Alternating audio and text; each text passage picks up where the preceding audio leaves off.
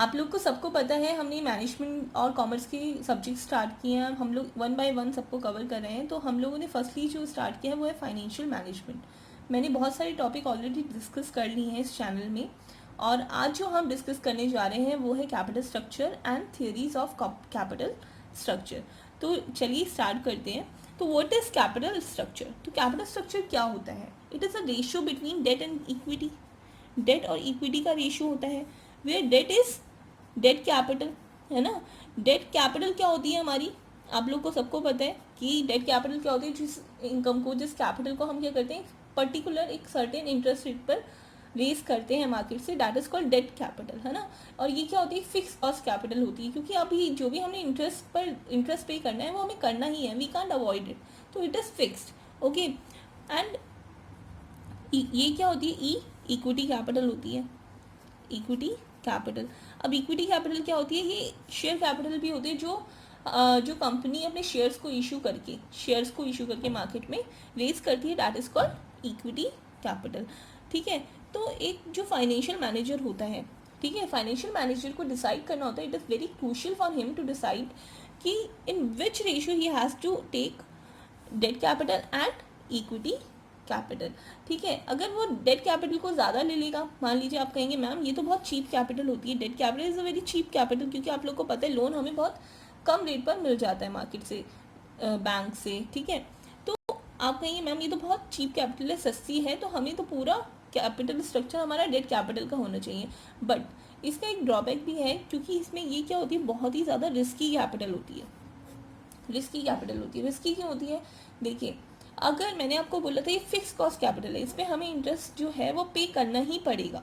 ठीक है, अगर हम इंटरेस्ट पे नहीं करेंगे तो they can seize our property, जो भी हमारी सिक्योरिटीज़ हैं उनको सीज कर सकती है। तो इस केस में ये क्या होती है, बहुत ही रिस्की होती है, क्योंकि इसकी जो लाइबिलिटीज़ हैं वो फिक्स्ड है, हमें पे करना ही करना है। ठीक है, बट इक्विटी कैपिटल के केस में ऐसा नहीं है। तो एक फाइनेंशियल मैनेजर को डिसाइड करना होता है कि वो किस रेशियो में इन दोनों कैपिटल्स को ले। ठीक है, हर कैपिटल के अपने एडवांटेजेस और डिसएडवांटेजेस होते हैं। ठीक है, तो इसी को हम कहते हैं कैपिटल स्ट्रक्चर। चलिए, यहाँ पर आपको क्लियर हो गया होगा कैपिटल स्ट्रक्चर क्या होता है। अब देखिए, कुछ चीज़ें भी होती हैं, जिससे क्या होता है, अगर हम D/E रेशियो को बढ़ाएंगे या चेंज करते हैं तो उससे हमारी कॉस्ट ऑफ कैपिटल और वैल्यू ऑफ द फर्म पे क्या इफेक्ट पड़ता है। देखिए, जब भी हमारी कॉस्ट, ओवरऑल कॉस्ट, पहले तो एक चीज़ समझ लीजिए, ओवरऑल कॉस्ट जब भी कम होगी, ओवरऑल कॉस्ट ऑफ कैपिटल जब भी कम होती है, उससे क्या होता है, हमारे जो वैल्यू ऑफ द फर्म है वो इंक्रीज होती है। ठीक है, ओवरऑल कॉस्ट ऑफ कैपिटल जब भी कम होती है, ऑब्वियसली जो cost of capital, cost to capital, मतलब जो भी हमने कैपिटल ली है उस पर जो भी हम कॉस्ट पे कर रहे हैं, है ना, दैट इज कॉस्ट। ये हमारी कैपिटल है, उस पर हम जो भी कॉस्ट पे कर रहे हैं that is cost of capital. तो जितनी कम होगी इसमें हमारी जो कॉस्ट है, कंपनी की जो कॉस्ट है वो कम है, तो उस केस में जो कंपनी की वैल्यू है वो बढ़ जाएगी। अगर यही कॉस्ट ज़्यादा होगी तो हमारी कंपनी की वैल्यू कम हो जाएगी। तो इसी वजह से हम इस तरह का D/E रेशियो लेते हैं, जिसमें ओवरऑल कॉस्ट ऑफ कैपिटल हमारी कम हो। ठीक है, चलिए, अब इसके इफ़ेक्ट को, D/E के इफ़ेक्ट को बहुत सारी थियोरीज़ के थ्रू समझाया गया है। ठीक है, उसे हम पढ़ेंगे, बट उससे पहले हमें कुछ सर्टेन एजम्पशंस पढ़नी है जो कॉमन है सारी थियोरीज़ में। ठीक है, तो क्या है वो एजम्पशंस हैं? तो फर्स्ट एजम्पशन जो है, एजम्पशंस जो कॉमन है सारी थियोरीज़ में, तो फर्स्ट जो एजम्पशन है इसमें ये है, नो इनकम टैक्स। जो इनकी थियोरीज थी इसमें ये कंसीडर किया गया था कि कोई भी हमारा टैक्स इन्वॉल्व नहीं है, टैक्स का कोई रोल नहीं है। ठीक है, तो नो इनकम टैक्स। सेकेंड जो एजम्पशन थी वो ये थी, 100% डिविडेंड पे आउट।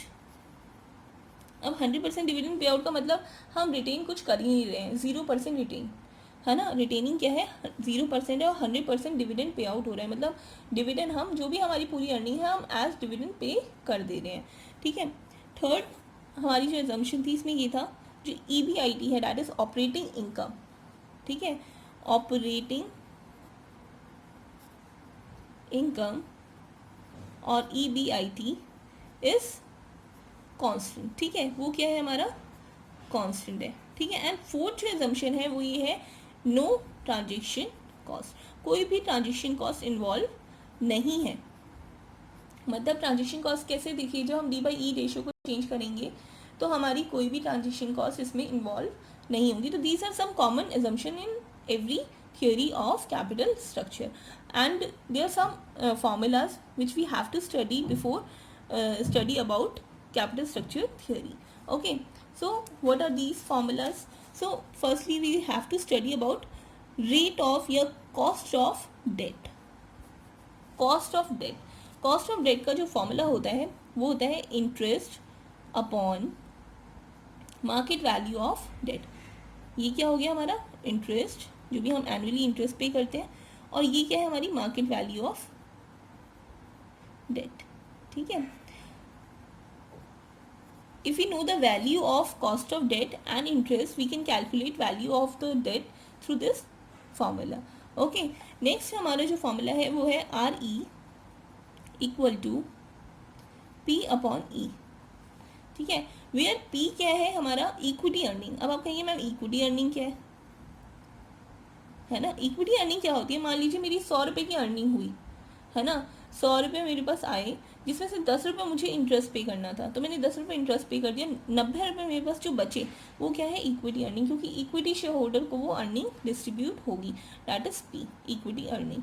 ठीक है, E क्या होती है हमारी मार्केट वैल्यू ऑफ इक्विटी. ठीक है, इन फॉर्मूलाज को आप प्लीज़ अच्छे से पढ़ लीजिएगा क्योंकि इसी के थ्रू हम सॉल्व करेंगे.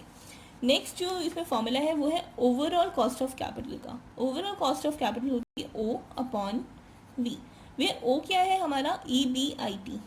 EBIT आपको पता है ऑपरेटिंग इनकम, जो भी हमारी ऑपरेटिंग इनकम होती है that is denoted by EBIT, earning before interest and taxes, upon value of, ये क्या है V क्या है total value, overall value of the firm. ठीक है, वैल्यू ऑफ फर्म या ओवरऑल वैल्यू ऑफ फर्म. तो these are some formulas which will use. ठीक है, सो ये था हमारी कुछ कॉमन एजम्पशंस, कॉमन फार्मूलाज.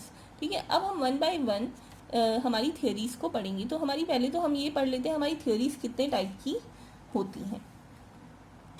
देखिए types of capital structure theories. तो 2 टाइप्स की कैपिटल स्ट्रक्चर थियोरीज होती हैं. First is modern approach, second is traditional approach.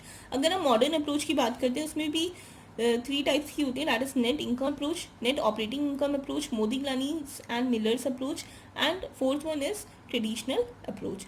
अगर देखिए मैं एक और चीज़ बताना चाहूँगी, नेट इनकम अप्रोच और जो ट्रेडिशनल अप्रोच थी इसमें तो कहा गया था कि जो हमारा डेट टू इक्विटी रेशियो होता है उसके चेंज होने का फ़र्क हमारी वैल्यू ऑफ द फर्म पे पड़ता है. ठीक है, अगर हम इसे चेंज करेंगे तो इसका इफेक्ट हमारी कॉस्ट ऑफ कैपिटल और हमारी वैल्यू ऑफ द फर्म पे इसका फ़र्क पड़ेगा, इसका कुछ इफेक्ट पड़ेगा. बट अगर नेट ऑपरेटिंग इनकम अप्रोच और मोदिग्लानी एंड मिलर अप्रोच की बात करते हैं तो इस अप्रोचेस के अकॉर्डिंग ये कहा गया कि D/E रेशियो को आप कितना भी चेंज कर लीजिए बट इसका इफेक्ट आपकी ओवरऑल कॉस्ट ऑफ कैपिटल पे और वैल्यू ऑफ द फर्म पे कोई इफेक्ट नहीं पड़ता है. ठीक है, तो ये चीज़ आप याद रखिएगा. जो नेट इनकम अप्रोच है और ट्रेडिशनल अप्रोच है वो कहती है D/E रेशियो के चेंज होने से आपकी value of the firm change होती है. And not net operating income approach and Modigliani and Miller approach ये कहती है कि D/E रेशियो को चेंज करने से आपकी वैल्यू ऑफ द फर्म पे कोई इफेक्ट नहीं पड़ता है.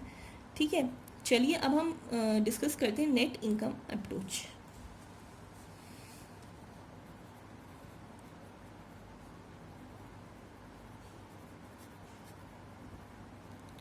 So what is net income approach. देखिए हमें पता है हमारे पास जो कैपिटल स्ट्रक्चर होता है वो D और E, डेट कैपिटल होती है और इक्विटी कैपिटल होती है. इनकी कुछ एजम्पशंस थी वो भी पहले स्टडी कर लेते हैं. इसकी जो फर्स्ट एजम्पशन थी वो थी ये कि जो कॉस्ट ऑफ डेट है, cost of debt and cost of equity वो क्या रहते हैं, कांस्टेंट रहते हैं, इज कांस्टेंट. ठीक है, फर्स्ट एजम्पशन तो इनकी ये थी, cost of debt and cost of equity is constant. And second assumption ये थी कि जो कॉस्ट ऑफ डेट है वो हमेशा कम होती है कॉस्ट ऑफ इक्विटी से. कॉस्ट ऑफ डेट जिसे हम रिप्रेजेंट करते हैं RD से इज लेस देन RE. ठीक है, RE यहाँ पर क्या है हमारा कॉस्ट ऑफ इक्विटी. ठीक है, ये 2 एजम्पशन थी किसकी, नेट इनकम अप्रोच की, कि एक तो cost of debt and cost of equity are constant and cost of debt is always less than cost of equity. चलिए अब देखिए इससे ये बोला कि अगर जितना हम देखिए हमारे पास ये गिवन है कि आर डी जो है हमारी लेस है आर ई से, है ना, तो इसमें से हम अपने कैपिटल स्ट्रक्चर में जितना डेट इंक्लूड करेंगे उससे हमारी जो ओवरऑल कॉस्ट ऑफ कैपिटल है वो क्या हो जाएगी, डिक्रीज हो जाएगी। अगर overall cost of capital decrease होती है तो उससे हमारी value of the firm increase हो जाएगी। तो ये था नेट इनकम अप्रोच का कहना, ठीक है। नेट इनकम अप्रोच ने ये कहा हमसे। अब इसे हम एक डायग्राम के थ्रू भी समझ लेते हैं। देखिए इसमें क्या है, आर डी क्या है, कांस्टेंट, आर ई भी कांस्टेंट है, ठीक है, आर ई भी कांस्टेंट है। ये है हमारा D by E ratio and ये रेट ऑफ रिटर्न है, रेट्स ऑफ रिटर्न, ठीक है। अब देखिए ओवरऑल कॉस्ट ऑफ कैपिटल पे क्या फर्क पड़ता है। अगर डी बाई ई रेशियो को हम बढ़ाते हैं तो उससे क्या होगा, उससे क्या होगा, हमारा जो ओवरऑल कॉस्ट ऑफ कैपिटल है वो डिक्रीज होगा। तो जैसे हमने डी बाई ई रेशियो को बढ़ाया तो उससे हमारा जो ओवरऑल कॉस्ट ऑफ कैपिटल है वो डिक्रीज हो रहा है, ठीक है। तो इस डायग्राम के थ्रू हम ये चीज़ समझ सकते हैं। देखिए आर ई हमारा हमेशा ज़्यादा होता है आर डी से, ठीक है। जैसे जैसे हम डी बाई ई रेशियो को बढ़ा रहे हैं हमारा जो overall cost of capital that is denoted by R A वो क्या हो रहा है, कम हो रहा है। तो आपको अच्छे से क्लियर हो गया होगा नेट इनकम अप्रोच ने कैसे हमें डी बाई ई रेशियो का इफेक्ट बताया, ठीक है। अब हम देखेंगे कि इसे मैथमेटिकली हम कैसे प्रूफ कर सकते हैं। जो भी हमने अभी पढ़ा उसे हम मैथमेटिकली कैसे प्रूफ कर सकते हैं, ठीक है। मान लीजिए हमारे पास दो फर्म्स हैं, firm A and firm B, ठीक है, और हमें ऑपरेटिंग इनकम इसकी गिवन है, ऑपरेटिंग इनकम इज EBIT, ठीक है। ऑपरेटिंग इनकम हमने पढ़ा था, जो हमारी कॉमन एजम्पशन थी उसमें हमने पढ़ा था वो क्या रहती है, कांस्टेंट रहती है। तो हमने मान लिया ये क्या है 10,000 और यहाँ पर भी 10,000, फर्म बी के लिए भी 10,000, इट इज़ सेम, ठीक है। Now what we have to do, हमें पता है इंटरेस्ट। देखिए हमने बस फर्म ए और फर्म बी में क्या डिफरेंस है, इसमें हमने कोई भी लीवरेज नहीं लिया है और इसमें हमने लीवरेज लिया है जिसमें हम इंटरेस्ट पे करते हैं 3,000 रुपीज़ का, ठीक है। अब हम देखेंगे जो अनलीवर्ड फॉर्म है उसमें हमारा जो ओवरऑल वैल्यू है फर्म की वो कितनी आती है, और जो हमारी लीवर्ड फर्म है उसमें हमारी जो ओवरऑल वैल्यू आती है वो कितनी आती है। हमने अपनी नेट इनकम अप्रोच में पढ़ा था कि अगर हम डेट लेते हैं, अगर हम लीवर्ड फर्म है तो उसमें हमारी जो ओवरऑल कॉस्ट ऑफ कैपिटल है वो कम हो जाएगी और value of the firm increase करेगी। बट इधर क्या होगा, अपोजिट होगा। तो देखिए अब देखते हैं क्या होता है, ठीक है। इंटरेस्ट यहाँ पर तो हमें 0 पे करना है क्योंकि हमने यहाँ पर डेट नहीं लिया है, और यहाँ पर हमने सम अमाउंट ऑफ डेट लिया है जिसमें हम 3,000 इंटरेस्ट पे कर रहे हैं, ठीक है। तो इस हिसाब से जो हमारी इक्विटी अर्निंग है, मैं आपको बता चुकी हूँ इक्विटी अर्निंग क्या होती है। जैसे मैंने आपको बताया था 100 रुपये की अगर हमारी अर्निंग है टोटल ऑपरेटिंग इनकम और उसमें से हमने इंटरेस्ट 10 रुपये पे किया है तो हमारे पास 90 रुपये क्या होता है, इक्विटी अर्निंग। इस केस में तो हमने इंटरेस्ट पे किया ही नहीं है तो हमारा टोटल क्या हो जाएगा, इक्विटी अर्निंग 10,000, ठीक है। इस केस में हमारी इक्विटी अर्निंग 7,000, ठीक है। कॉस्ट ऑफ इक्विटी कैपिटल हमें गिवन है, वो भी कांस्टेंट है जो हमने माना था। इक्विटी कैपिटल दैट इज 10%, ठीक है। कॉस्ट ऑफ डेट भी हमें गिवन है 6% एंड 6%। अब हमें क्या कैलकुलेट करना है, हमें market value of equity calculate करनी है, मार्केट वैल्यू ऑफ इक्विटी।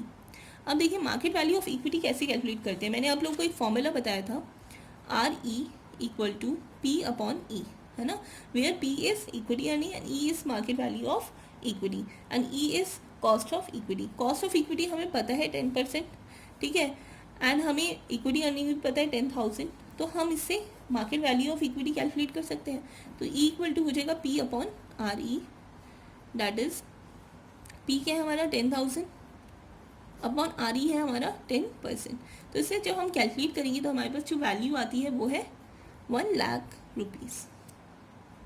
तो इसे हम पुट कर देते हैं 1 लाख, ठीक है। दूसरा केस जो है हमारा, अगर मान लीजिए फॉर्म बी के लिए हमें इक्विटी अर्निंग कैलकुलेट करनी है, हम सेम इसी तरीके से कैलकुलेट करेंगे तो हमारे पास जो कैलकुलेट करके वैल्यू आती है वो है 70,000, ठीक है। इसी तरह से हमें market value of debt calculate करना है। मार्केट वैल्यू ऑफ डेट, देखिए यहाँ तो हमने डेट लिया ही नहीं, 0 है ना, तो मार्केट वैल्यू ऑफ डेट भी इस केस में क्या हो जाएगी, 0 हो जाएगी, ठीक है। और इस केस में अगर हमें market value of debt calculate करना है तो हम वही सेम फॉर्मूला अप्लाई करते हैं, R D equal to I upon D. यहाँ पर आई क्या है, interest, D is market value of debt. तो इसे हम जब डी इक्वल टू हो जाएगा हमारे पास I upon R D, that is interest हमने पे किया था 3000, आर डी हमारे पास है 6%। जब हम इसे सॉल्व करेंगे हमारे पास जो वैल्यू आएगी वो आएगी 50,000। ठीक है, तो 50,000 हम यहाँ पुट कर देते हैं। अब ओवरऑल वैल्यू जो है, total value of firm, total value of firm क्या हो जाएगी, डेट प्लस इक्विटी, है ना, डेट प्लस इक्विटी। अब डेट क्या था, डेट तो इसमें है ही नहीं, इक्विटी है हमारे पास 1 लाख, तो टोटल वैल्यू इसकी क्या हो गई 1 लाख, इसमें कितनी हो जाएगी 1,20,000। ठीक है, अब आप खुद ही दे सकते हैं कि यहाँ पर जो ओवरऑल वैल्यू है वो 1 लाख की है और यहाँ पर जो ओवरऑल वैल्यू है 1,20,000 की है। वैल्यू किसकी इंक्रीज हुई, फर्म बी की, क्योंकि यहाँ पर हमने लीवरेज लिया था, यहाँ पर हमने डेट लिया था। ठीक है, अगर आप कॉस्ट की बात करते हैं, ओवरऑल कॉस्ट ऑफ कैपिटल की, तो वो भी हम कैलकुलेट कर सकते हैं इससे।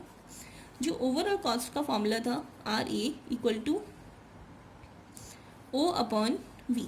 ओ यहाँ पर क्या था, E B I T, that is 10,000। अगर हम फर्म ए के लिए बात करते हैं, फर्म ए के लिए, ठीक है, 10,000, ठीक है, अपॉन टोटल वैल्यू कितनी आई 1 लाख फर्म ए की।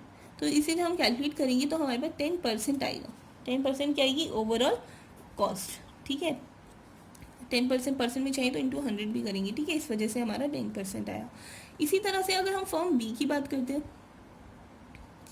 अगर हमें आर ए कैलकुलेट करना है तो ओ अपॉन वी, यहाँ पर ओ जो है हमारा E B I T is common 10,000 and V is 1,20,000।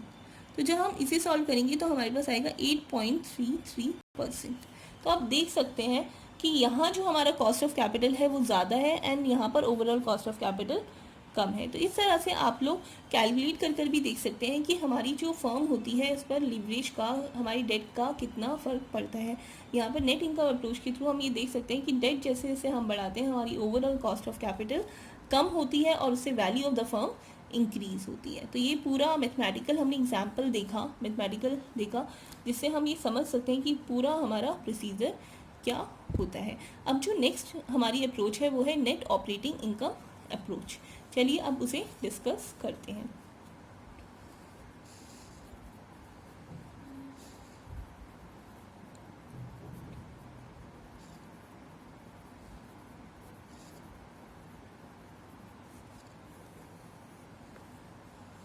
देखिए, ये जो अप्रोच थी ये हमें इंट्रोड्यूस की थी डेविड दुरन ने। ठीक है, डेविड दुरन ने ये अप्रोच हमें इंट्रोड्यूस की थी। इस अप्रोच के अकॉर्डिंग ये कहा गया कि आप जितना भी डी बाई ई रेशो को चेंज कर लीजिए पर इससे it does not affect the value of the firm. D by E does not affect value of firm या कॉस्ट ऑफ कैपिटल को ये बिल्कुल भी असर नहीं देता, कोई भी अफेक्ट नहीं करता है। तो इसकी भी कुछ एजम्पशन थी। इसकी जो एजम्पशन थी बेसिकली वो ये थी कि R D and R A overall cost of capital is constant. ये दोनों जो होते हैं वो कांस्टेंट रहते हैं, इसमें आर ई कांस्टेंट नहीं रहता है। ठीक है, तो are D and R E is constant. ठीक है, and R D is less than R E, ये तो हमें पता ही है। ठीक है, and R D is less than R E. ठीक है, अब हमें देखना है कि कैसे net operating income approach work करती है। इसलिए हम एक डायग्राम के थ्रू समझ लेते हैं।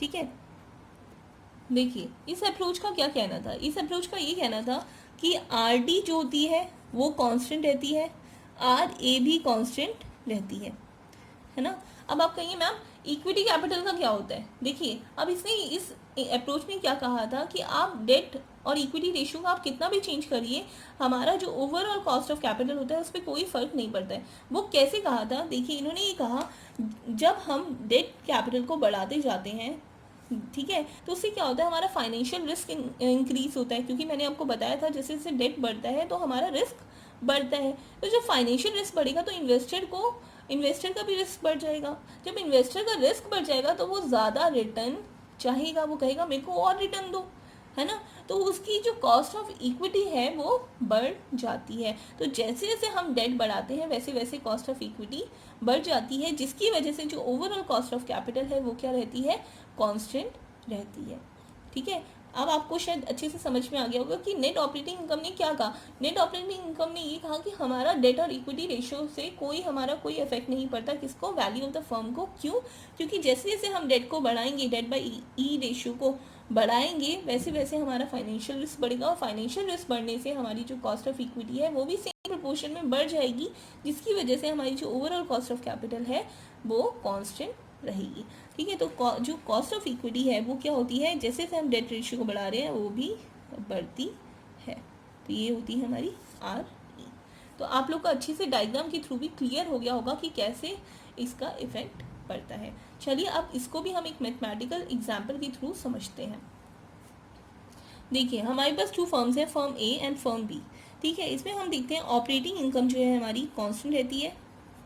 ये हम ऑलरेडी एजम्पशन मान चुके थे कॉमन एजम्पशंस में। वो है हमारे पास, मान लीजिए 10,000 दी है। ठीक है, 10,000 है दोनों फर्म्स की जो ऑपरेटिंग इनकम है। और हमने ये भी, इस एजम्पशन में हमने ये भी एज्यूम किया था कि जो ओवरऑल कॉस्ट ऑफ कैपिटल है वो कांस्टेंट रहती है। तो ओवरऑल कॉस्ट ऑफ कैपिटल को, ओवरऑल कॉस्ट ऑफ कैपिटल तो हमारी चेंज ही नहीं होगी, तो इसे भी हम 15% ले लेते हैं, इसको भी 15% ले लेते हैं। ठीक है, देखिए अब हमें ऑपरेटिंग इनकम भी पता है, कॉस्ट ऑफ कैपिटल भी पता है, इससे हम मार्केट वैल्यू ऑफ, टोटल जो वैल्यू है ऑफ फर्म है ना, ओवरऑल वैल्यू ऑफ फर्म, जो वैल्यू है फर्म की, वैल्यू ऑफ फर्म कैलकुलेट कर सकते हैं। कैसे कैलकुलेट करेंगे, आप सबको पता है, हम क्या करेंगे, 10,000 अपॉन 15%। तो उससे जो हम कैलकुलेट करते हैं तो हमारे पास जो वैल्यू ऑफ फर्म आती है वो आती है 66,667। इसमें भी सेम। ठीक है, अब हमें इंटरेस्ट गिवन है। देखिए हमने जो फर्म ए है, फर्म ए में हमने कम इंटरेस्ट पे किया है क्योंकि हमने जो लीवरेज लिया है वो कम लिया है, क्योंकि यही डिफरेंस हमने रखा है फर्म ए और फर्म बी में। हमने इसमें जो डेट की अमाउंट ली है, डेट कैपिटल लिया है वो कम लिया है, और इसमें हमने ज़्यादा लिया है। और हम देखेंगे कि दोनों फर्म्स में इसका क्या इफेक्ट पड़ता है, अगर कम डेट वाले में कॉस्ट ऑफ कैपिटल कम होती है या ज़्यादा डेट वाले में कॉस्ट ऑफ कैपिटल कम होती है। ठीक है, बट हमने जो पढ़ा था उसके अकॉर्डिंग तो हमारी जो कॉस्ट ऑफ इक्विटी है वो बढ़ती है जब हम ज़्यादा डेट लेते हैं, according to net operating income approach. तो इंटरेस्ट हमने इसमें 1,000 पे किया और इधर 3,000 पे कर दिया। ठीक है, क्योंकि यहाँ डेट कैपिटल ज़्यादा थी। ठीक है, हमें जो डेट कॉस्ट है, ये cost of debt, debt cost that is R D हमें गिवन है 10%। ठीक है, इससे हम market value of debt calculate कर सकते हैं। मार्केट वैल्यू ऑफ डेट क्या हो जाएगी, आप लोग को मैं ऑलरेडी बता चुकी हूँ, इंटरेस्ट अपॉन 10% दैट इज 10,000। ठीक है, इसी तरह से हम market value of debt firm B के लिए भी कैलकुलेट कर सकते हैं, वो हो जाएगी 30,000। जो आप कैलकुलेट करेंगे उस फॉर्मूला से जो मैं आपको बता चुकी हूँ उससे आप आराम से कैलकुलेट कर सकते हैं। हमें कॉस्ट ऑफ, देखिए कॉस्ट ऑफ इक्विटी तो हमें कैलकुलेट करनी है। अब हम यहाँ से मार्केट वैल्यू ऑफ इक्विटी भी कैलकुलेट कर सकते हैं। मार्केट वैल्यू ऑफ इक्विटी कैसे कैलकुलेट करेंगे, देखिए हमें total value of the firm given है, हमें डेट भी पता है, तो हम दिस माइनस दिस, इससे हमारी जो मार्केट वैल्यू ऑफ इक्विटी है वो भी कैलकुलेट हो जाएगी। इसको इससे माइनस करेंगे तो 36,667। ठीक है, अब हमें कैलकुलेट करना है कॉस्ट ऑफ इक्विटी। ठीक है, तो अगर हम फर्म ए की बात करते हैं, फर्म ए में अगर हमें कॉस्ट ऑफ इक्विटी कैलकुलेट करें तो आर ई इक्वल टू होता है P upon E, where P is equity earning. Equity earning हमारे पास कितनी थी, अगर हमने 1,000 रुपये इंटरेस्ट पे कर दिया, ठीक है, और 10,000 हमारा टोटल अर्निंग हुई थी, तो हमारे पास इक्विटी अर्निंग कितनी आई, 9,000 हम इक्विटी शेयर होल्डर को पे करेंगे upon market value of equity. Market value of equity firm A की है 56,667, ये परसेंटेज में चाहिए तो इंटू 100। तो जब हम इसे सॉल्व करेंगे तो हमारे पास आएगा 15.9%। ठीक है, इसी तरह से हम फर्म बी के लिए भी कैलकुलेट कर सकते हैं। आर ई इक्वल टू क्या हो जाएगा, P upon E, that is, अब पी यहाँ पर इस केस में क्या हो जाएगा, हमने 3,000 इंटरेस्ट पे किया है और 10,000 हमारे पास EBID था इनकम, तो 7,000 हमारे पास क्या आएगा इक्विटी अर्निंग, और जो cost market value of equity थी दैट इज़ 36,667। तो इसकी वैल्यू पुट कर देते हैं इंटू 100। जब हम इसे सॉल्व करेंगे तो हमारे पास आता है 19.1%। ठीक है, तो आप खुद देख सकते हैं, देखिए यहाँ पर कॉस्ट ऑफ इक्विटी कम है और यहाँ जो फर्म बी है उसके लिए कॉस्ट ऑफ इक्विटी ज़्यादा है, क्योंकि फर्म बी में हमने जो लीवरेज की अमाउंट थी वो बढ़ा दी थी, इस वजह से हमारी जो कॉस्ट ऑफ इक्विटी है वो भी बढ़ गया। तो जो नेट ऑपरेटिंग इनकम अप्रोच होती है वो ये कहती है कि ओवरऑल कॉस्ट ऑफ कैपिटल हमारी कांस्टेंट रहती है, चाहे आप D/E रेशियो को कितना भी चेंज करिए। ठीक है, तो आई होप आप लोग को अच्छे से क्लियर हो गया होगा ये पूरा कंसेप्ट, और ये दो हमने थियोरीज अपनी डिस्कस कर लिया, और जो लास्ट 2 थियोरीज हैं हमारी Modigliani and Miller's and traditional approach, we will discuss in our next video. और अगर आप लोग को कोई भी डाउट है आप लोग कमेंट करिए, और अगर आपको पसंद आया ये वीडियो तो प्लीज़ इसे लाइक एंड सब्सक्राइब करिए। Thank you.